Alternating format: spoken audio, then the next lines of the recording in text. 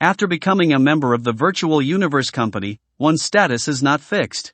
Even geniuses have varying cultivation speeds, with some advancing faster than others. For example, during the Pinnacle Geniuses battle, Gillespie's illusion still had some effect on Luo Feng, but about 100 years later, Luo Feng could easily immune to his illusions and defeated Gillespie with a single strike, showing that Luo Feng's progress was far superior to Gillespie's. To ensure that each genius receives cultivation resources that match their strength, the Virtual Universe Company reassesses the strength of its universe-level core members every 100 years. This dynamic evaluation mechanism not only provides promotion opportunities for those who perform exceptionally well but also places those who are underperforming at risk of demotion. The core part of this assessment is the space domain qualification battle mentioned by Man Luo.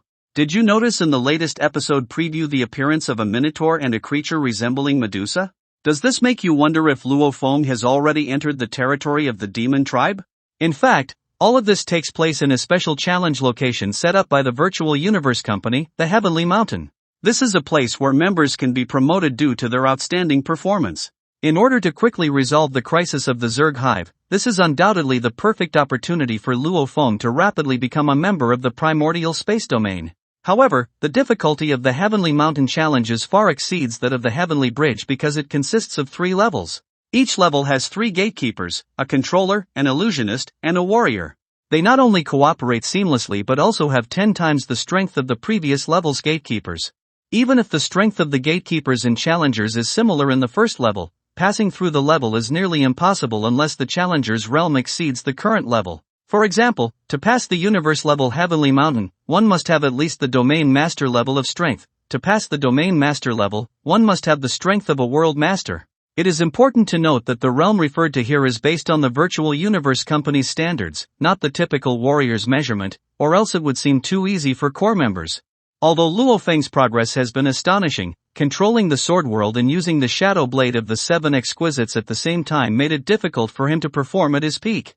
Ultimately, he only defeated 2 gatekeepers before being defeated by the combined attacks of the 3rd gatekeeper. The gatekeepers worked together seamlessly, applying pressure, which was difficult for Luo Feng to handle. Having failed the Heavenly Mountain challenge, Luo Feng could only shift his focus to the upcoming qualification battle. It is worth mentioning that, if Luo Feng wants the opportunity to challenge the primordial members, he must first rank among the top 3 in the universe level of the beginning space domain. He must defeat fellow beginning space domain members who joined the Virtual Universe Company at the same time as him, as well as 30 opponents who joined at least 1,000 years earlier and have cultivated for a longer time. However, based on his performance in the Heavenly Bridge, the truly threatening opponents are only 5, as they also passed the 7th stage of the Heavenly Bridge, with one even reaching the 8th stage, making them Luo Feng's strongest competitors. The other 25 who only passed the 6th stage, except for Rong Jun who is capable of a fight, are almost certain to be demoted to the universe space domain, like Wuka, Ai Chen, and others who are stuck at the 5th stage. Luo Feng also attempted to challenge the 8th stage of the Heavenly Bridge, but due to the significant strength gap, he ultimately failed. After deeply realizing his inadequacy, he understood that relying solely on hard work would not allow him to make a qualitative breakthrough in the short term.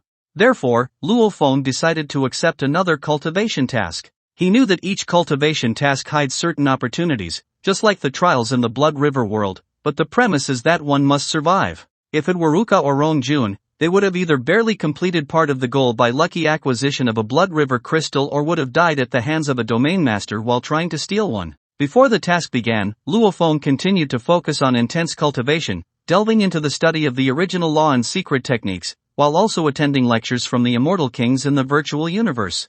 As the qualification battle approached, Luo Feng's performance in the Heavenly Bridge had already posed a threat to the earlier universe-level members.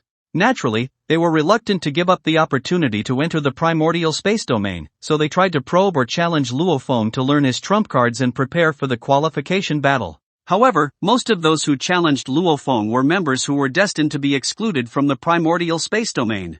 The 5 members who truly had a chance to enter the primordial space domain would not actively challenge or spar with Luo Feng, as full-on battles would easily expose their trump cards. Before the qualification battle, no one wanted to reveal their secret techniques easily. Therefore, they preferred to send weaker members to test Luo Feng's strength. After all, in their view, with thousands of years of cultivation, testing a newcomer who had only cultivated for 100 years would be easy. Moreover, veteran members usually achieved overwhelming victories when facing newcomers. However, they completely underestimated Luo Feng's rich combat experience accumulated from 80 years of life-and-death battles in the Blood River world, which was far beyond the typical universe-level core members. As a result, the two veteran members who provoked Luo Feng not only failed miserably in a 2-on-1 battle but were completely crushed. Such humiliation caused the veterans to feel deeply ashamed and lose face. In an attempt to save face, one of the 5 universe-level veterans from the beginning space domain, Fire Dragon, decided to teach Luo Feng a lesson. Although Luo Feng did not want to reveal his trump cards prematurely, he could not back down in the face of the veteran's arrogance and resolutely accepted the challenge to defend the dignity of newcomers. As one of the 5 top veterans of the beginning space domain, Fire Dragon easily resisted the pressure from Luo Feng's sword world with his powerful fire domain, and his explosive speed was astonishing, forcing Luo Feng to use the strongest stage of Myriad Line Flow. With the full force of Fire Dragon's powerful secret technique, his trump cards finally suppressed Luo Feng. However, Luo Feng temporarily suppressed Fire Dragon with the consciousness pressure of the Golden Horned Beast, disrupting Fire Dragon's counterattack rhythm. It is worth mentioning that Luo Feng's consciousness strength had reached the 3rd level of World Master, and even though Fire Dragon had outstanding talent, he could not make up for this vast gap. In the end, Fire Dragon was defeated. Luo Feng dared to use consciousness pressure in front of everyone because the strongest member in the arena was only at the World Master level, and Luo Feng's willpower far exceeded that of ordinary people after passing the 9th stage of the Mirage Sea. Although the surrounding spectators could not detect the method Luo Feng used, many speculated that he might have employed soul attacks or other secret techniques, but as long as no one saw through it, it wouldn't count as exposure. Naturally, Fire Dragon would not reveal the truth, as they were competitors, and any disclosure would be disadvantageous to him. Soon after, Luo Feng began his second dangerous level task. For Luo Feng, who possessed a Masha clan clone, the difficulty of the task was still within a controllable range. This task required him to become a dragon slayer and kill a certain number of dragons. For Luo Feng, the danger of this task was not too high, as the Emoyun Vine had already reached Domain Master level 9. This meant that any dragon below the World Master level had almost no chance of survival in front of Luo Feng. When choosing cultivation tasks, Luo Feng always tried to avoid those that required long periods of travel in the universe. Therefore, he usually opted for dangerous level tasks in the beginning space domain.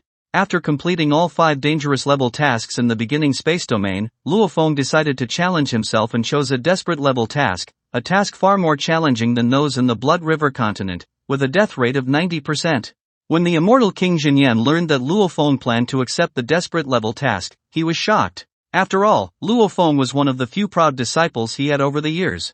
He tried to persuade Luo Feng to train for a few more years or wait until after the qualification battle to choose the desperate level task. However, Luo Feng was determined, and in the end, Jinyan could only respect and support his decision.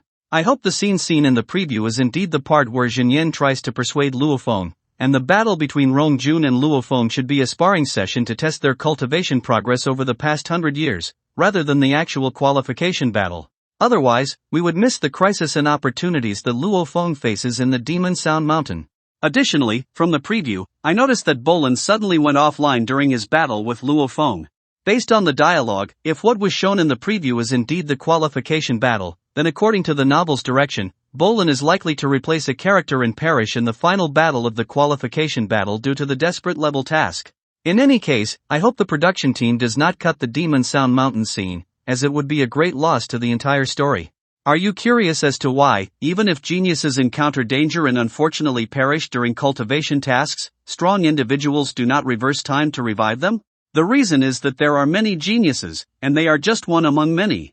Unless a genius is extremely important to the entire race, the race's leader will not waste resources to revive a genius whose impact on the race is minimal. The only ones willing to expend resources to revive a genius are their masters.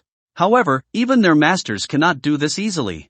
The ability to reverse time must be at least at the level of a universe master. Although Jinyan deeply cares for Luo Feng, his strength is only at the immortal king level. If Luo Feng were to demise, even if Jinyan wanted to revive him, he would not have the ability to do so. Moreover, by the time Jinyan reaches the universe master level, it is likely that the time limit for revival will have passed. As for what kind of crisis Luo Feng will face in Demon Sound Mountain, how he will resolve it, and what kind of opportunities he will gain, please allow me to reveal it in the next spoiler. Well, that's all for this video. Thanks for watching this video. Wish you a wonderful day.